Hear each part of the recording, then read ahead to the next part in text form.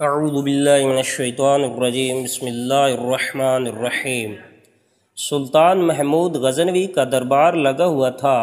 دربار میں ہزاروں افراد شریک تھے، جن میں اولیاء، کتب اور ابدال بھی تھے۔ سلطان محمود نے سب کو مخاطب کر کے کہا، کوئی شخص مجھے حضرت خضر علیہ السلام کی زیارت کروا سکتا ہے؟ سب خاموش رہے۔ دربار میں بیٹھا ایک غریب دیہاتی کھڑا ہوا اور کہا، میں زیارت کرا سکتا ہوں۔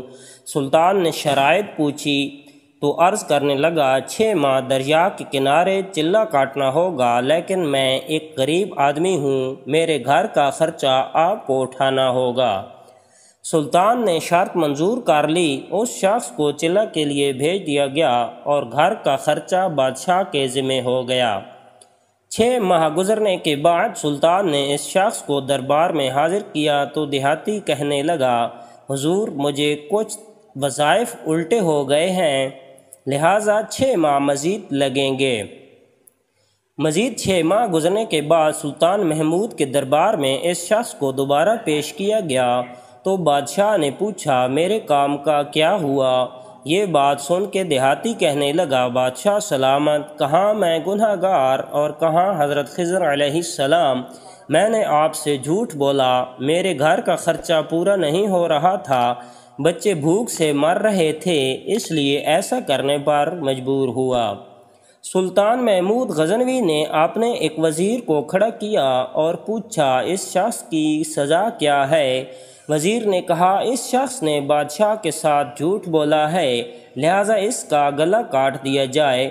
دربار میں ایک نورانی چہرے والے بزرگ بھی تشریف فرما تھے، کہنے لگے، بادشاہ سلامت، اس وزیر نے بالکل ٹھیک کہا۔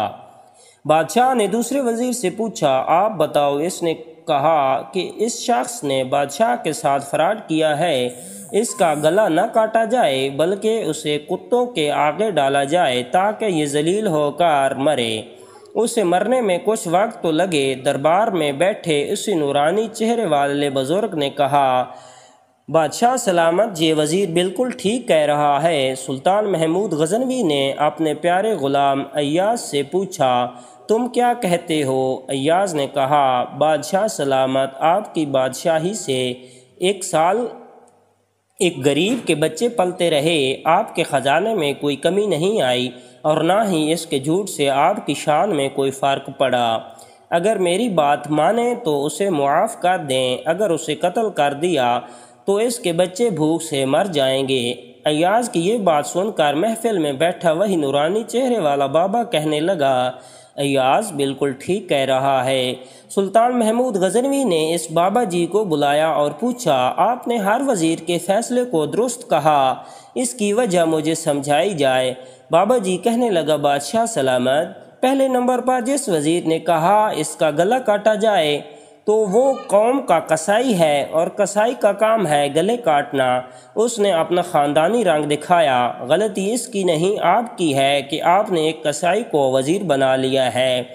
دوسرا جس نے کہا اسے کتوں کے آگے ڈالا جائے، اس وزیر کا والد بادشاہوں کے کتے نہلایا کرتا تھا، کتوں سے شکار کھیلتا تھا، اس کا کام ہی کتوں کا شکار ہے، تو اس نے اپنے خاندان کا تعارف کرایا۔ آپ کی غلطی ہے کہ ایسے شخص کو وزارت دی، جہاں ایسے لوگ وزیر ہوں وہاں لوگوں نے بھوک سے ہی مرنا ہے۔ اور تیسرا ایاز نے جو فیصلہ کیا تو سلطان محمود سنو، ایاز سید زادہ ہے۔ سید کی شان یہ ہے کہ سید اپنا سارا خاندان کربلا میں ذبح کرا دیتا ہے مگر بدلہ لینے کا کبھی نہیں سوچتا۔